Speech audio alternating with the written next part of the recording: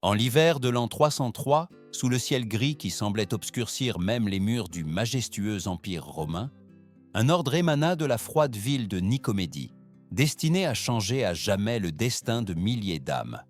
L'empereur Gaius Aurelius Valerius Dioclétien, avec l'implacabilité de celui qui n'admet aucune question et le regard endurci par des années de règne, promulgua le premier de 4 édits qui allaient déclencher ce que la postérité connaîtrait sous le nom de grande persécution. Cet acte ne fut pas seulement un ajustement administratif ou une restriction temporaire des libertés. Ce fut un décret visant à effacer l'existence même des chrétiens de la face de Rome, un peuple qui, aux yeux de l'empereur et de ses conseillers, menaçait la stabilité de l'ordre ancestral et rejetait les dieux de l'Empire ainsi que le culte impérial.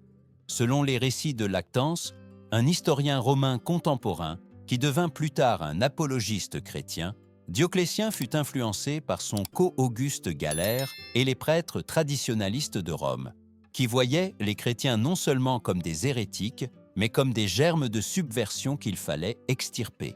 Il ne s'agissait pas seulement de faire taire des croyances, il s'agissait d'éliminer des structures, de détruire des temples, de réduire les saintes écritures en cendres, d'interdire les assemblées et de bannir les chrétiens de toute fonction publique, quel que soit leur rang sénatorial ou équestre.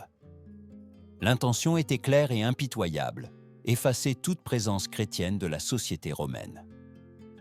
Eusèbe de Césarée, dans son « Histoire ecclésiastique », décrit comment les troupes romaines envahirent l'île et temples des provinces orientales, démolissant les autels, pillant les sanctuaires et brûlant les écritures sur les places publiques, en guise d'avertissement solennel à ceux qui osaient défier l'autorité impériale. À Nicomédie même, le grand temple fut rasé le jour même de la publication de l'édit, et cette semaine-là, des évêques chrétiens furent arrêtés en masse. Certains subirent la torture pour avoir refusé de livrer les textes sacrés. D'autres furent exécutés sans délai. Ce qui avait été pendant 2 siècles une persécution intermittente et localisée se transforma sous le règne de Dioclétien en une politique officielle de terreur qui embrasa l'ensemble de l'Empire. L'édit établit, avec une froideur calculée, la légitimité de la torture systématique, de l'emprisonnement prolongé et du martyre comme instrument de contrôle. Chaque acte de répression était enveloppé de la solennité du rituel, visant à influencer l'esprit des citoyens et à briser la volonté des fidèles. La démolition des temples, la fumée des livres brûlés, les cris étouffés dans les rues et l'instauration d'une terreur organisée faisaient partie d'une chorégraphie du pouvoir destinée à enseigner que Rome était invincible et que toute désobéissance aurait un prix impitoyable. Pendant que les soldats dévastèrent les temples, les citoyens observaient avec crainte et stupéfaction. L'air était rempli de cendres, de l'odeur du bois brûlé et d'une peur contenue. Personne n'osait élever la voix, même ceux qui avaient été indifférents à la foi chrétienne sentaient une boule dans la gorge, comme si l'ombre de l'Empire elle-même les enveloppait. Chaque autel renversé et chaque livre brûlé étaient les symboles d'une guerre non seulement contre les corps, mais contre les âmes et les mémoires qui tentaient d'effacer des siècles d'enseignement, d'espoir et de foi d'un trait de plume. Dans ce contexte de terreur minutieusement orchestré, les évêques et les dirigeants chrétiens devinrent les premières cibles de la purge. Les arrestations arbitraires, la surveillance constante, les interrogatoires impitoyables et les châtiments exemplaires devinrent la nouvelle norme.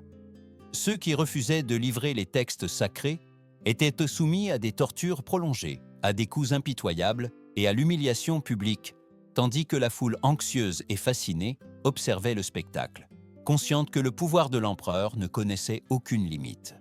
L'obscurité de la nuit se mêlait au feu des premiers bûchers et à la fumée qui s'élevait vers le ciel, créant un scénario apocalyptique digne des chroniques médiévales. Un empire qui tentait de détruire la foi par la force de son autorité et de la terreur organisée. Dans chaque ville, de Nicomédie aux provinces les plus reculées, la nouvelle de l'édit se répandit comme un vent glacial, annonçant l'arrivée d'un hiver de persécution. Un hiver qui ne se mesurerait pas en jours ou en semaines, mais dans l'espoir même de ceux qui s'accrochaient à leur foi. Ainsi commença la grande persécution, un chapitre sombre qui allait transformer l'histoire de Rome et de l'Église. Les évêques et les dirigeants chrétiens, jusque-là figure de la direction spirituelle, devinrent les premiers martyrs d'un conflit qui mêlait horreur physique et stratégie politique, et dont l'écho résonnerait pendant des siècles, forgeant des légendes et défiant la mémoire d'un empire soucieux d'effacer ce qu'il ne pouvait comprendre ni contrôler. Ce fut une matinée marquée par une violence méticuleuse, une planification froide et l'intention non équivoque d'éteindre la lumière de la foi des cœurs humains. Alors que la grande persécution se répandait dans tout l'Empire, les chefs chrétiens devinrent les premières cibles d'une stratégie systématique de destruction. Rome ne voulait pas seulement punir, son intention était d'étouffer le cœur de la foi dans l'œuf, en décapitant symboliquement la communauté chrétienne. Les évêques, qui pendant des décennies avaient guidé leurs fidèles par la parole et les sacrements, se retrouvaient désormais dans un jeu mortel où la ruse et l'autorité impériale n'admettaient ni pitié ni grâce.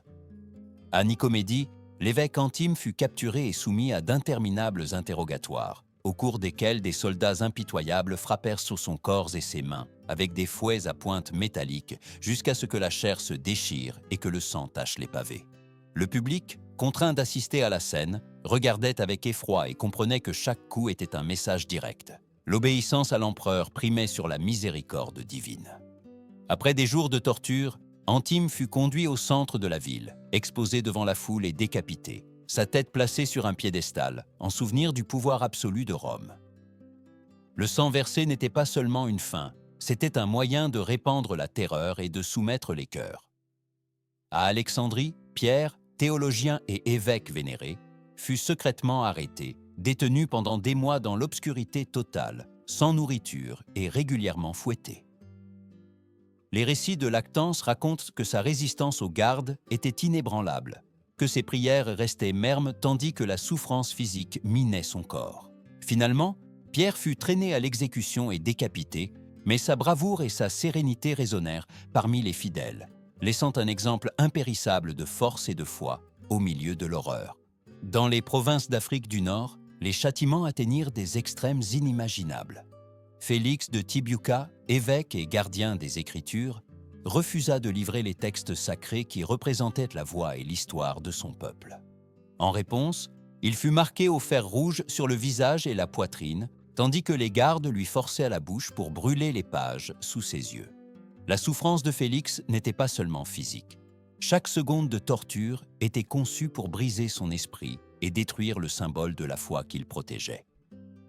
Finalement, il fut brûlé vif, son corps devenant un témoignage du martyr et sa résistance un défi silencieux à l'autorité impériale. Ces exécutions n'étaient pas des actes isolés de cruauté, c'étaient des rituels publics soigneusement planifiés pour répandre la peur et soumettre la population. Les évêques n'étaient pas seulement tués, ils étaient dépouillés de leur dignité, humiliés, mutilés et exposés comme avertissement. Leurs corps se transformèrent en signes visibles du pouvoir de l'empereur, leurs blessures en leçons, leur sang en sacrifice pour les dieux romains et leur silence en un commandement que personne ne pouvait ignorer. Rome avait transformé le martyre en un spectacle, et sous la volonté de Dioclétien, les évêques de l'Église primitive devinrent les fondations torturées d'une foi persécutée qui allait perdurer pendant des siècles. La précision de ces actions était étonnante. Chaque ville, chaque place, chaque temple était le théâtre de la démonstration du pouvoir impérial. À Nicomédie, les arrestations étaient méticuleusement planifiées. À Alexandrie, chaque martyr était conçu pour maximiser l'effet psychologique sur la population locale. L'intention de Rome était double, éradiquer physiquement les chefs et éliminer symboliquement l'espoir et l'autorité spirituelle qu'ils représentaient. La violence devint un outil pédagogique qui, par la terreur, enseignait la loyauté envers l'Empire et l'obéissance aux dieux ancestraux. Pendant que les évêques étaient torturés, la foule suivait la scène avec un mélange d'horreur et de fascination. Certains y voyaient la justice impériale, d'autres l'injustice, et beaucoup hésitaient entre l'incrédulité et l'impuissance. Le scénario semblait tiré d'une chronique médiévale. Le feu, le fer et le sang se mêlaient aux prières silencieuses de ceux qui assistaient à la scène. Les martyrs, même dans leurs tourments, gardaient leur foi intacte.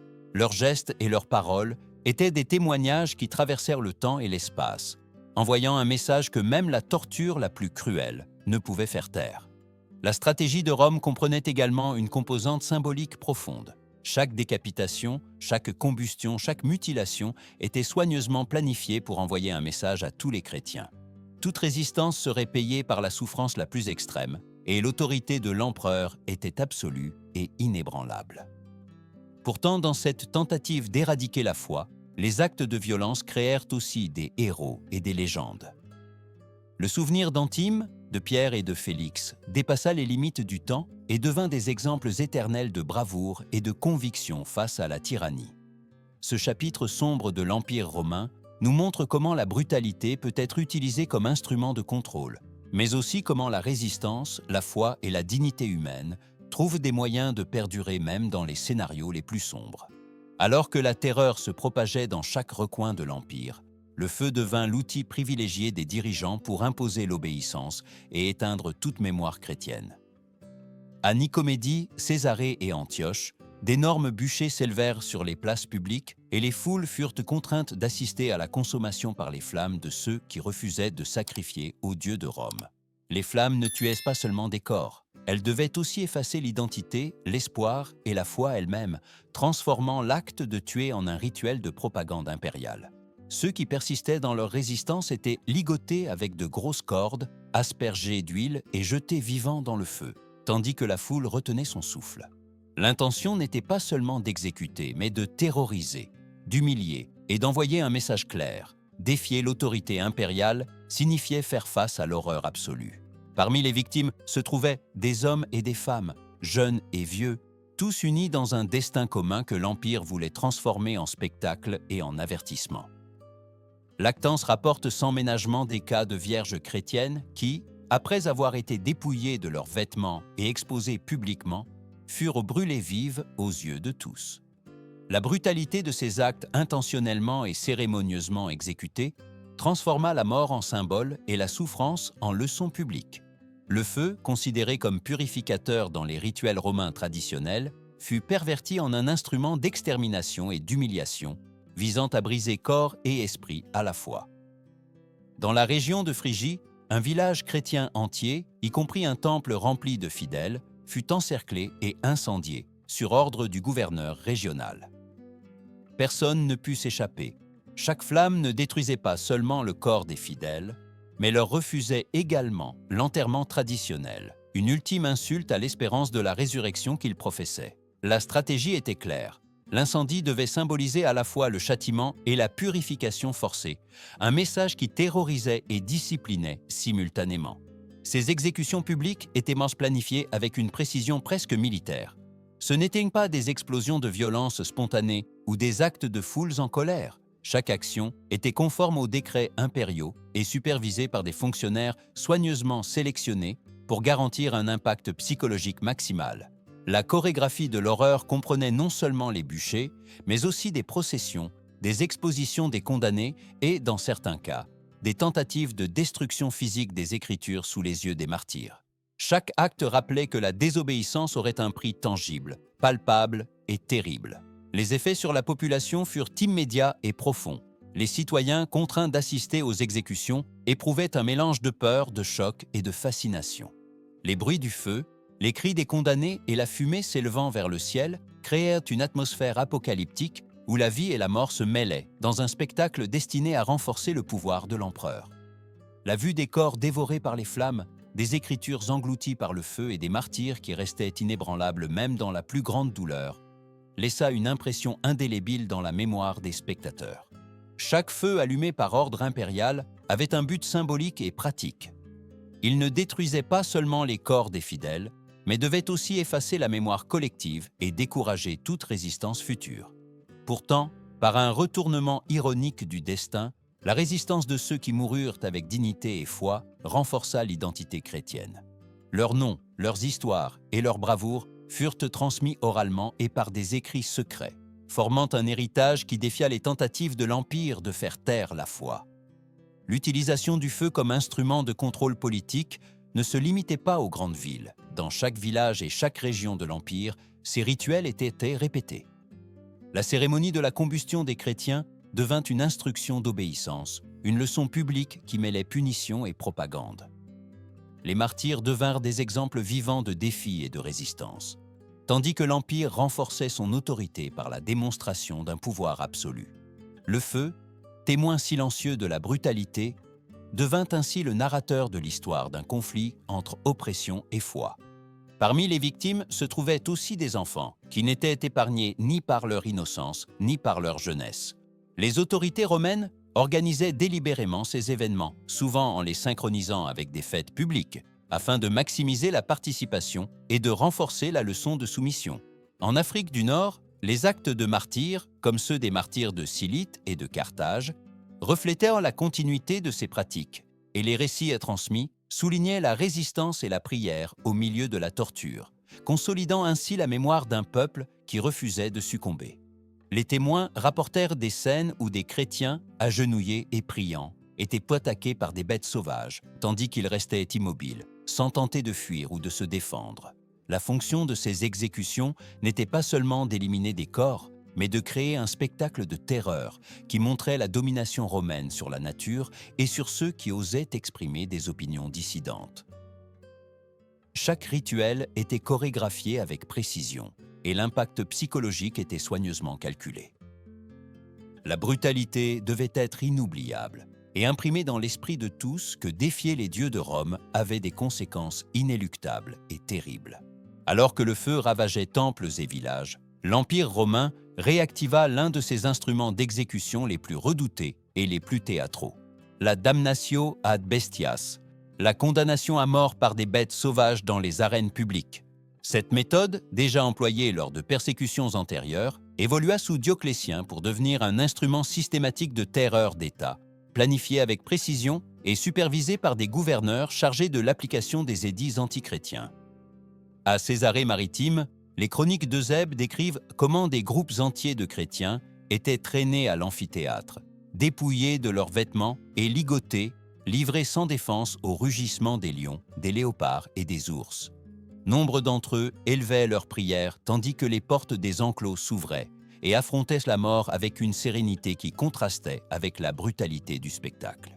Avant la libération des animaux, certains étaient fouettés ou mutilés pour intensifier l'effet sur les spectateurs et s'assurer que l'horreur serait à jamais gravée dans leur esprit. En l'an 304, la ville de Tyr fut le théâtre de l'une des scènes les plus bouleversantes. Hommes et femmes étaient exposés publiquement, empalés par des crocs de fer ou attachés à des poteaux, tandis que les bêtes étaient lâchées et même les enfants n'étaient pas épargnés. La planification consciente des bourreaux romains incluait la synchronisation de ces événements avec des fêtes et célébrations publiques, afin d'assurer que le plus grand nombre de citoyens assistât à la démonstration du pouvoir impérial. Chaque rugissement, chaque coup de patte et chaque cri faisait partie d'une chorégraphie qui mêlait exécution et propagande politique.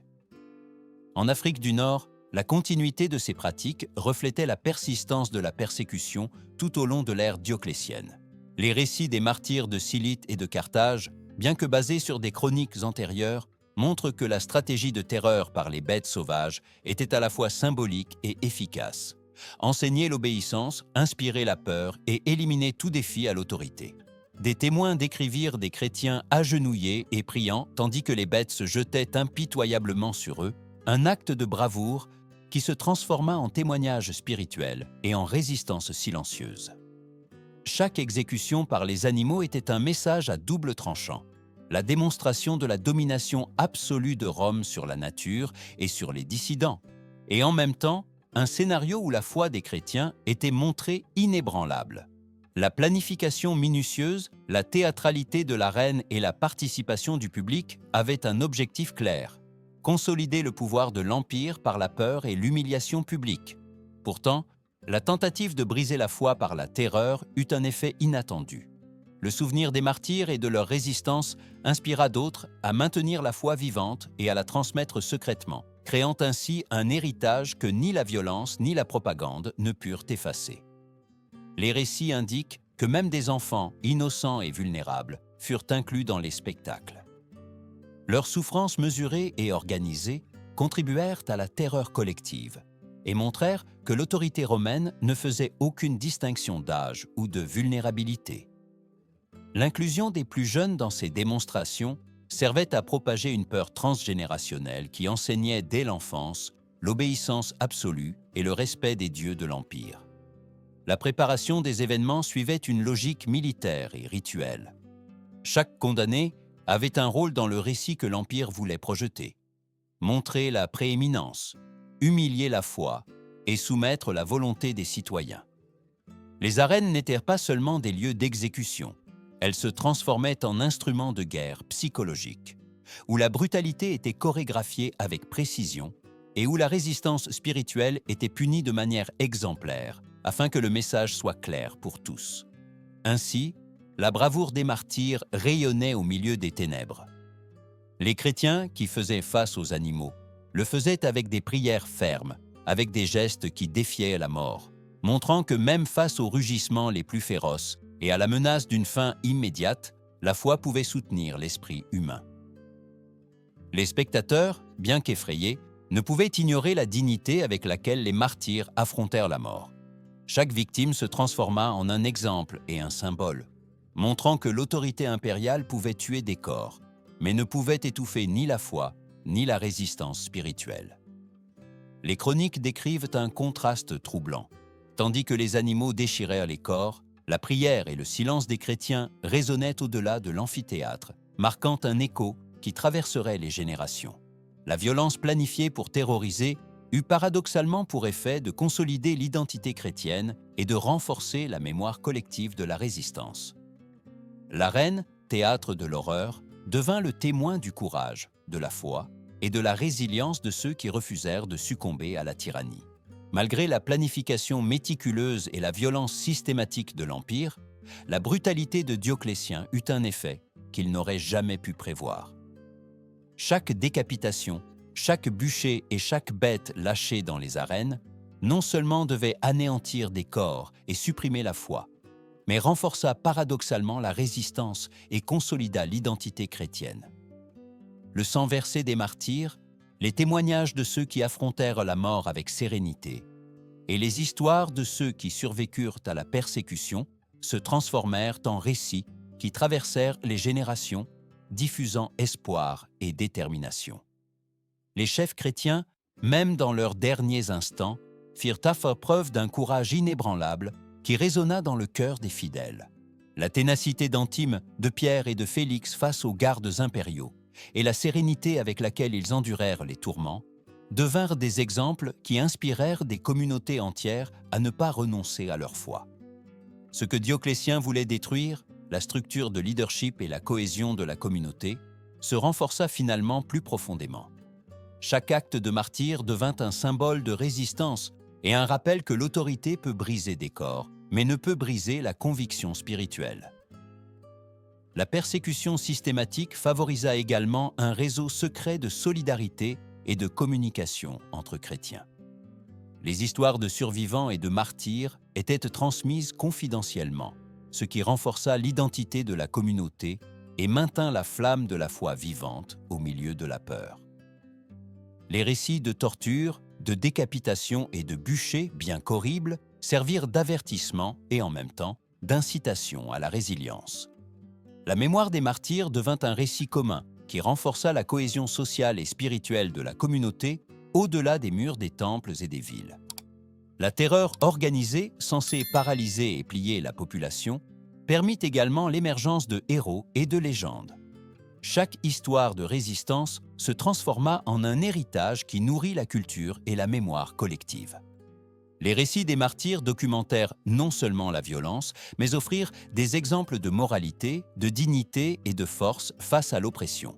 L'histoire de l'Empire et de la persécution s'entrelaça avec ces récits, montrant que, bien que le pouvoir puisse inspirer la peur, la foi et la conviction personnelle possèdent une persistance qui défie même les dirigeants les plus impitoyables. Les chroniqueurs décrivent comment l'effet psychologique recherché par les autorités se retourna souvent contre elles. Les foules, témoins du courage et de la sérénité des martyrs, éprouvaient un mélange de peur, d'étonnement et d'admiration. Les actes de terreur devinrent des leçons involontaires sur le courage humain et la transcendance spirituelle. La tentative d'imposer le contrôle par la brutalité se heurta à la résilience d'un esprit qui ne voulait pas se soumettre. Chaque martyr se transforma ainsi en un double acte, une démonstration de pouvoir et, en même temps, un symbole de résistance qui perdura pendant des générations. De plus, la planification minutieuse et la théâtralité des exécutions ne purent étouffer la mémoire des fidèles. Au contraire, les martyrs devinrent les gardiens de l'histoire et de la foi. Leurs actions et leurs sacrifices se transformèrent en histoire qui enseignait les valeurs, l'espoir et la résistance, rappelant que l'oppression physique ne peut détruire la force de l'esprit humain. Les récits secrets et les archives écrites préservèrent le souvenir de ces événements, assurant que l'histoire de la persécution et de la foi perdura au-delà des flammes et des bêtes. L'Empire, dans sa quête d'un contrôle absolu, sous-estima la capacité de l'homme à résister et à se souvenir. Chaque martyr laissa un écho que le pouvoir impérial ne put faire taire. La résistance spirituelle grandit avec force, montrant que la terreur, bien qu'ayant temporairement atteint son objectif d'intimidation, ne put vaincre la détermination, la foi et l'identité commune d'une communauté qui avait décidé de maintenir sa foi vivante face à l'adversité. Ce phénomène révèle un principe profond. L'abus de pouvoir et la violence extrême peuvent renforcer plutôt que détruire ce que l'on tente d'éliminer. La foi chrétienne, forgée dans le feu de la persécution, en sortit renforcée, unissant les survivants et assurant que les noms des martyrs, leurs sacrifices et leur bravoure ne furent pas oubliés. Chaque acte de brutalité devint un chapitre d'inspiration, et la mémoire collective de la communauté chrétienne se consolida, assurant que même dans les moments les plus sombres, la foi et la résistance perdurèrent au-delà des limites imposées par l'Empire. Au fil des ans, la grande persécution laissa des cicatrices indélébiles sur le corps et la mémoire de l'Empire romain, mais ne put jamais éteindre la foi qu'elle tentait de briser. Les martyrs, qui endurèrent tortures, décapitations et bûchers, devinrent des symboles éternels de bravoure et de conviction. La violence de Dioclétien, conçue pour imposer l'obéissance et la terreur, renforça finalement l'identité chrétienne et consolida un héritage qui allait traverser les siècles, au-delà des ruines des temples et des décombres des villes brûlées. L'écho de leurs sacrifices résonna dans des communautés qui, malgré la peur, trouvèrent force dans l'exemple de ceux qui ne cédèrent pas. Chaque prière dans l'obscurité d'une cellule, chaque résistance au fer rouge, chaque regard ferme face à la mort fut un témoignage que l'esprit humain possède une force qu'aucune tyrannie ne peut briser. L'histoire nous rappelle que le pouvoir peut tuer des corps, détruire des bâtiments et brûler des livres, mais ne peut jamais éteindre la détermination et la foi qui brûlent dans le cœur des fidèles. Lorsque nous considérons aujourd'hui les récits d'Antime, de Pierre, de Félix et de tant d'autres, nous voyons comment la brutalité de l'Empire devint un germe de résistance. Les martyrs transformèrent dans la terreur en enseignement, la douleur en souvenir et l'oppression en inspiration. Leur héritage perdure à travers le temps. La force de la conviction humaine et la capacité de maintenir la foi face à l'injustice sont des leçons qui résonnent encore et défient notre propre conception de la valeur et de la justice. Nous invitons ceux qui ont suivi cette histoire à réfléchir et à partager leurs perspectives dans les commentaires. Que nous enseignent ces actes de violence sur le pouvoir, l'injustice et la foi? Comment réagirions-nous face à des situations d'oppression et de cruauté? Vos opinions et analyses enrichissent la compréhension collective d'un chapitre sombre de l'histoire et nous permettent de discuter des limites du pouvoir et de la résilience de l'esprit humain. La mémoire des martyrs perdure. Leur sacrifice, bien que marqué par la douleur et la mort, devint la lumière qui guida des générations. L'Empire put inspirer la peur, mais il ne put jamais faire taire la vérité. La foi, la résistance et la dignité sont des forces indomptables qui survivent à la tyrannie et persistent au-delà